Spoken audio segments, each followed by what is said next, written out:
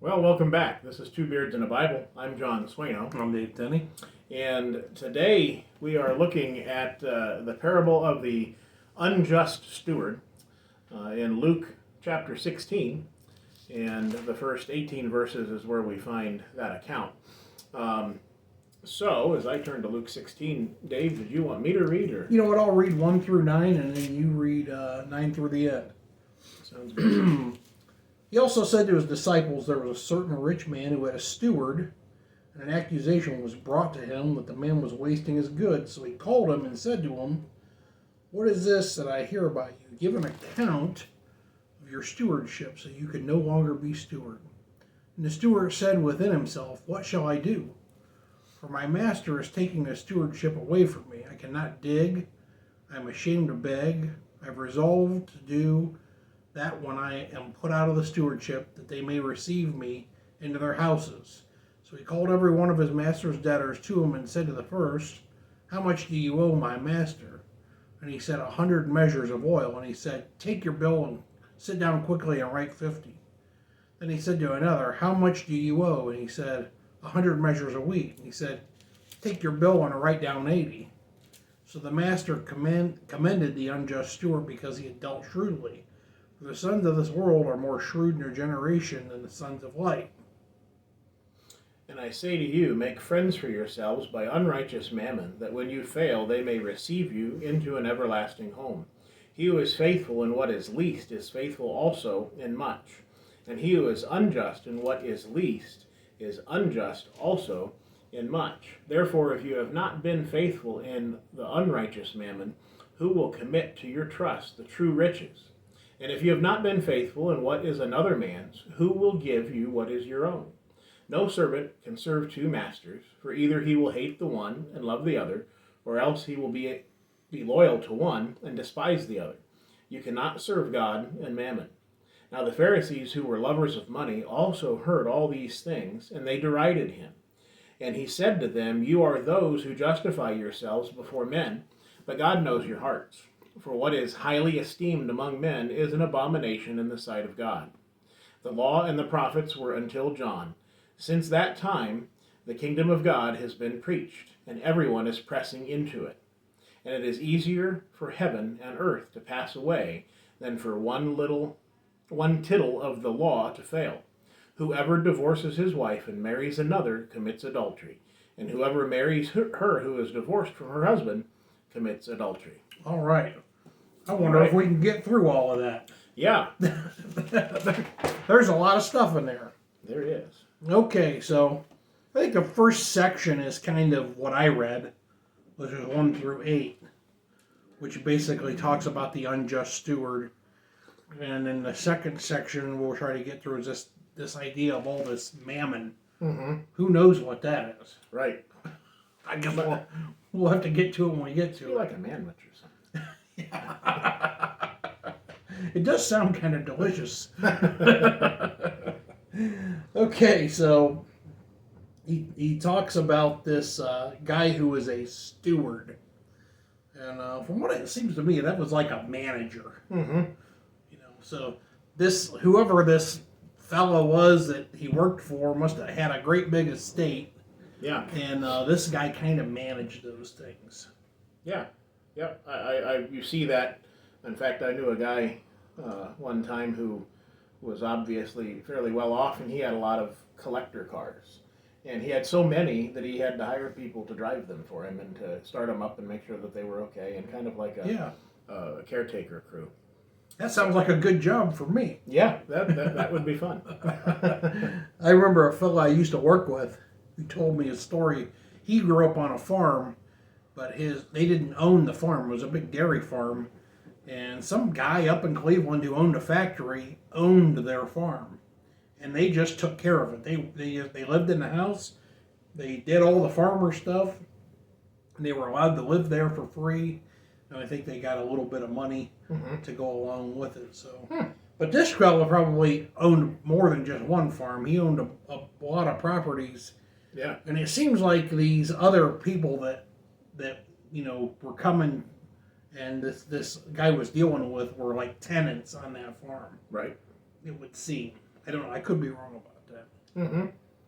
And it is human nature. Speaking of verse, I guess the first verse there, that Steward had an accusation brought against him that he was wasting his goods. And, human nature seems to be that when you get settled in, and especially if you've been given some kind of power over something, and, I can tell you from, being in business for years that a lot of times it'll just be that you say, well, I don't care about that quite as much because it's not mine. You'll have that kind of, and I think each and every one of us as Christians should fight against that, because there's the point that we're getting to here in the scriptures, that if we are to be expected to be found to be good stewards of what the Lord has given us, and think of all the gifts that He's given us. I mean, physically He's given each of us, some kind of gift to be able to do things. You're really good at woodworking and so on. And so when we have those gifts, and we have especially the gift of the scriptures, the gospel, and we just kind of squander that away and don't do anything with it. Yeah. I think that's an application that we're getting out of this. Yeah, absolutely. Yeah, and if we work for a place, we shouldn't steal from them. Right. There's that kind of aspect of it. Mm-hmm. So. No, go ahead. Yeah, I was going to say this accusation was brought against this man, but that in itself doesn't mean anything, because lots of times people say things that are false about somebody else. Mm-hmm. That wasn't the case here. Yeah. But I think that's kind of what if this guy wasn't doing a bad job, if he was doing a good job, and somebody brought a false accusation against him, well, then he wouldn't have anything to worry about. Right. Right. Or he wouldn't have as much to worry about. What do you think about verse 3, when the steward speaks and said within himself, "What shall I do, for my master is taking the stewardship away from me? I cannot dig. I'm ashamed to beg." Well, so he knows he did wrong. I mean, I think that's the first thing. I think he says, "What shall I do?" Because he knows that he's going to lose it because he's done the wrong thing. And then he says he cannot dig, and he says, "I'm ashamed to beg." And I just think, maybe that says something to his physical condition. Could be. Or maybe it's just, when you've had a position up here, you're not going to take a position down here. Right. And I can think of, in my life, I've not in a long time worked at a physical job. Yeah. My job for 20 years was to sit in a car or stand in a classroom and teach people how to drive. Yeah.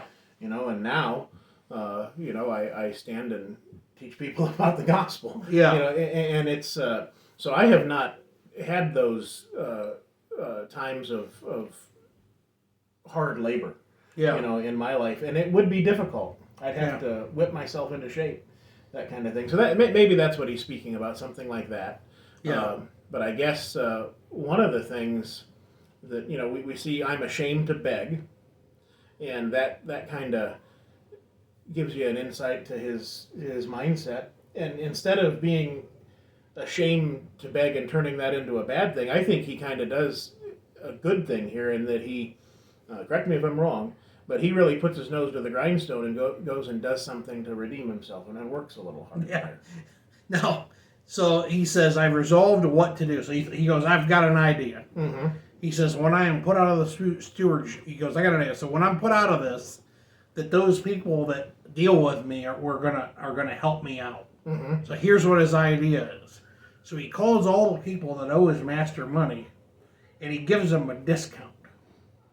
And the one commentator I read, which I thought this was an interesting view, he thought that, and this was a commentary from like the 1890s, but this fella thought that probably what was going on is he had told a tenant that they owed 100, but on the books he was only charging them 80. Okay.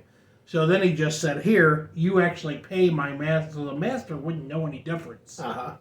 So he goes, "Here, I'm gonna get rid of my cut, and I'm just gonna settle things up." And and that way he looked good in the eyes of those people. It didn't cost him a thing, and nobody else knew anything the wiser. And he brought in money and made it look good for the master. Yeah. Yeah. So I thought that was a kind of an interesting take on that. Hard to say. Right. So, but that's what he does. He gives everybody a discount. And verse 8 says, the master commended the unjust steward because he dealt shrewdly. Mm-hmm. And I think that's kind of funny. Yeah. Yeah. And that's not such a good thing. That he was kind of, in a way, as you were explaining there, and I hadn't really caught that, but he was kind of still pulling the fleece over the master's eyes. Yeah. And trying to cover up whatever he was doing. So I take back what I said a little bit ago. Putting your nose to the grindstone. He did do that. Yeah, he stepped out there and did it, but that's not a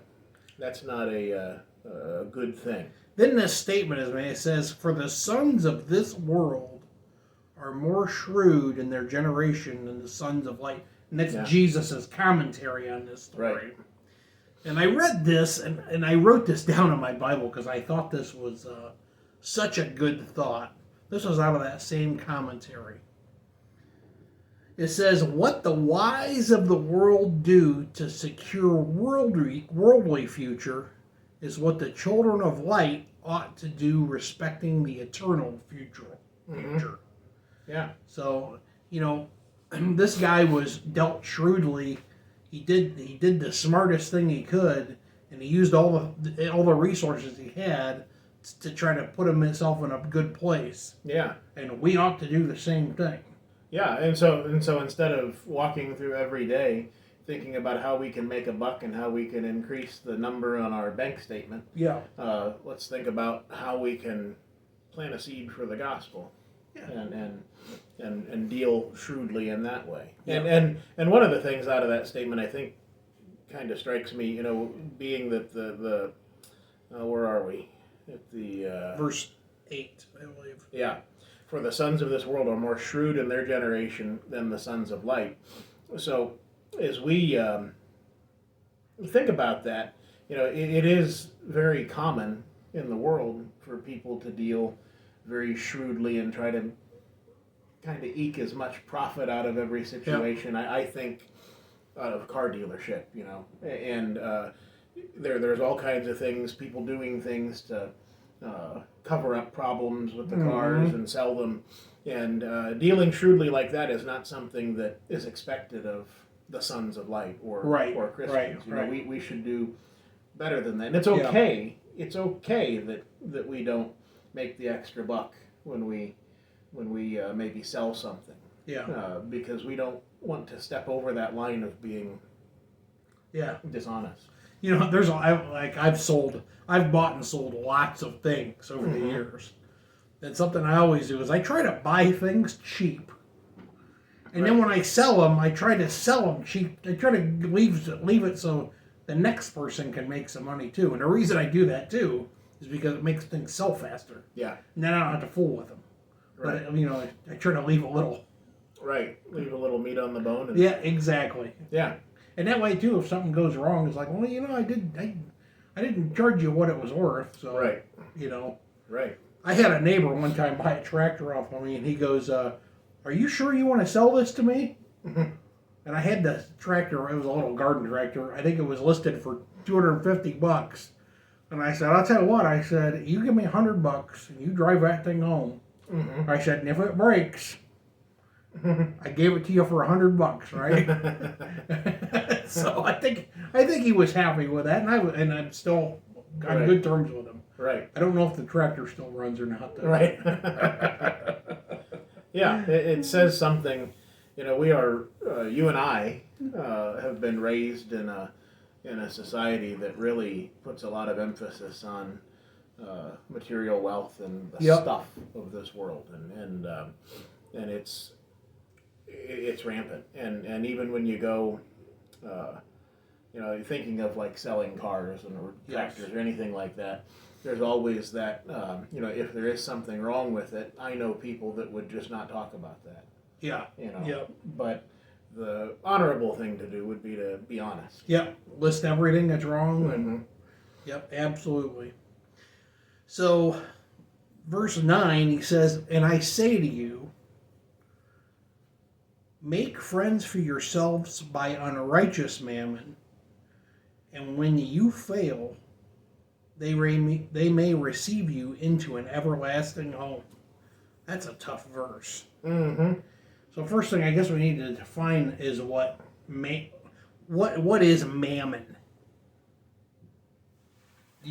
I can tell you what. Yeah, go ahead. So like, there's a lot of definitions for it, but I think the most encompassing definition I found was just earthly possessions. Yeah, that's what I believe I remember. It kind of covers. It's not, because it can include liquid money, possessions, Yeah. or property, or all of these different types of things we can own. Right. So it's just earthly possessions. Yeah, it's the biblical term for riches, often used to describe the debasing influence of material wealth. Yeah. Yeah. Yeah. Yeah. Thank you, Google. Yep, I couldn't trust my own brain because that's. But in the context that makes sense, and that's what it. Yeah. Seems to be. So he says, "Make friends for yourselves by unrighteous mammon," and I think that's what he's saying is make friends by being generous with your earthly possessions. Yeah. I think that's what that means. Yeah. Not to put your trust in it, but use it for good. Yeah. And that does line up with what we are told to be like. Harmless as doves. That we should be concerned with others' needs over our own. When we talk about unrighteous mammon versus what would be righteous, and I'm going to read Ephesians 1:3. It says, "Blessed be the God and Father of our Lord Jesus Christ, who has blessed us with every spiritual blessing in the heavenly places in Christ." And really, the kind of mammon that we think about that would be righteous mammon would be the spiritual blessings found in Christ, versus the earthly things we find on this world. Right. I think that would be the difference. If you're wondering what righteous mammon would be, it would be spiritual blessings. Unrighteous mammon would be just possessions. So he says, make friends for yourself by unrighteous mammon, the stuff that's out of this world. Be generous. Give those things. He says, and then when you fail, they may receive you into an everlasting home. And of course, he's talking about heaven. Mm-hmm. And he says when they fail, all of these things in this earth are going to pass away. Yeah. And, if we've done right by God, we end up in heaven, right? Right. If we've followed his commandments. Right. Yeah. And he who is faithful in what is least is faithful also in much. So, kind of, the way we take care of the things that we've been given, including the physical blessings, the things that we have and how we deal with them, take care of them, how we use them, that says something about our character. Yeah. So he who is faithful in what is least, which will be the things on this earth, is faithful also in much, the spiritual blessings. And he who is unjust in what is least would be how we deal with things in our life.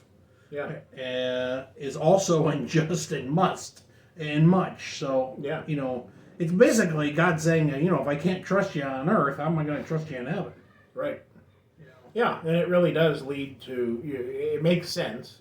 It really does show how people are. If they are just flippant about everything and nothing matters, and it's I can think of young people that I've met, especially in my time teaching driving school. I'd meet people who were just like, oh, well, it's okay if my car dies or I wreck it, I'll just get another one. Or you just that kind of flippant attitude, and that kind of shows a window into the character of that person, and to how they are thinking about all the things that they have, and knowing as Christians and students of the scriptures, knowing that everything is a gift from the Lord. Yes. I mean, nobody on this earth would have the breath of even the breath of life if God hadn't given it to mankind. Yeah. And So everything that you look around and see, he rains down blessings on the just and the unjust. Yeah. My wife and I, we just paid off her school loan for her master's degree, which we've been paying on since 2003. Right. And, I get thinking about that. The reason we were able to do that is because we were blessed. We've had good health, we've had good jobs, and we were able to get through that. Yeah. And other debts we had, it's just... Right. Yeah, and also being good stewards of things. Yeah, well, yeah. And not Yeah. And not, because, when you look at, I drive how old is my car? My cars now are 15, 16. Well, your truck's about 35 years old. It's an old man. But those things, of course, perhaps you could go to a finance agency and finance something newer, fancier, and shinier. But those things really don't matter. Yeah, and no, I think they don't. As we get older, at least I understand with me, I see this. Those things are starting to fade in their power over me. Oh yeah, absolutely. It's like when you're younger, you always think about all these fancy shiny things you're going to get, but those things kind of fade in their importance in your life. Yeah. And I think they should in the life of a Christian. Yeah, absolutely. It's if you have that much care for the stuff of this world, there's not room to care about godly things, or there's less room. Right, absolutely, absolutely. He says, therefore, if you've been faithful in the unrighteous mammon, who will commit to your trust the true riches? And if you have not been faithful in what is another man's, who will give you what is your own? Yeah. And then he kind of wraps all of these thoughts up, all of these thoughts that Jesus has, and he's talking to the Pharisees, and all of these thoughts he wraps up in verse 13. He says, no servant can serve two masters, for either he will hate the one and love the other, or else he will be loyal to the one and despise the other. You cannot serve God and Mammon. And that's basically the whole gist of this whole parable and all of those things he was trying to tell us, that you can't put your love in two different places. Right. It's... Right. I've used this example 1,000 times, but how many times have you got... I'd like to use a new car, but I've never owned a new car. But how many times have you got some new thing, and it's the greatest thing, and then where is that thing now? Right. Yeah. It's in a drawer somewhere. Oh yeah. When I was 20 years old or so, I've never had a new car either. But I bought a fairly new Ford Bronco. At Was that the time. O.J. Simpson edition? No. It was an Eddie Bauer edition that had all the hillbilly stuff on it. I put the chrome push bar on the front, and did you have the lights with the yellow covers on them? I did. Oh yeah. And it was beautiful, perfect. The guy that I bought it off of, washed it every time you put it away. It was beautiful. He worked for Ford. Yeah. And so I bought that thing and thought, well, I'll keep this forever. Well, you know where it is now? It's a rust bucket. I sold it to a friend, and then it had rusted out, and my friend drove it for several years and then junked it. Yeah. It is all those things disappear. They do. It's just you can't put your trust in those things. No, you can't. The scriptures tell us that God is a rewarder of those who diligently seek Him. And, when you put diligence into something, you put some great care into it, it kind of encompasses your mind. Yes. And that leads to this statement here: you cannot serve God and Mammon. If your goal and your thrust of your life is stuff, then sadly you just can't be. It cannot be expected of you. It should not be expected of a person that is obviously going in that direction, that they would be serving the Lord. The other thing is you can never get true happiness from stuff. It just it can be you can be happy for a short period of time, right? But it doesn't last. And that is played out in Hollywood and in Yes. popular culture with people that have more than they could ever need Yeah. or want in their life. There are those, but yet their lives often end in despair and suicide. Yes. With alcohol, drug abuse, addictions, almost without fail. That happens, and the ones that escape it, you don't see them in popular culture. They kind of disappear. They get out of that, and they focus on more meaningful things. I always like there was a band I liked when we were younger called REM, Mm-hmm. and the drummer of that band apparently is a farmer. Okay. Yeah. Yeah, so he just had enough, Yeah. and he decided he was going to be a farmer, and you don't hear about him anymore. There are a couple actors that have gone that way too. Yeah. I forget his name right now, but the guy that played Batman, he bought himself a ranch in like Montana, and he's just there. Oh yeah, yep. Yeah, and you just, if you open your eyes, these things that we read about in the scriptures, they are playing out in real life. Yeah. When the scriptures tell us that all of these riches and everything are going to be a plague Yeah. unto you, basically, and that that is what's going to consume you. Yeah. And people say, "Well, I can do that. I can seek after all these things and serve God. It's enough to love Him." Yeah. But It's not. it's not. Yeah. I mean, I know like they preach this prosperity gospel, Mm-hmm. but if you're preaching a prosperity gospel, you missed the entire point of the gospel. Yes. Yeah. You missed it. Right. John, I don't think we're going to get any further this episode. Okay. All right. Yeah. And I guess to take up another minute or so, that prosperity gospel stuff. It is shocking how far that reaches and how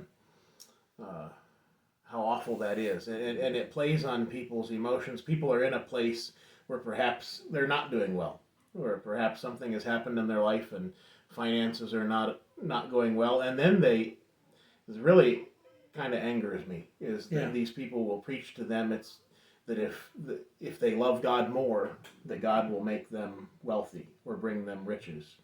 And that is just not something that you can find in the scriptures. And then when that doesn't happen, whose fault is it? It's God's fault. It's God's fault. In their minds. And that is just so damaging, and it's so hurtful.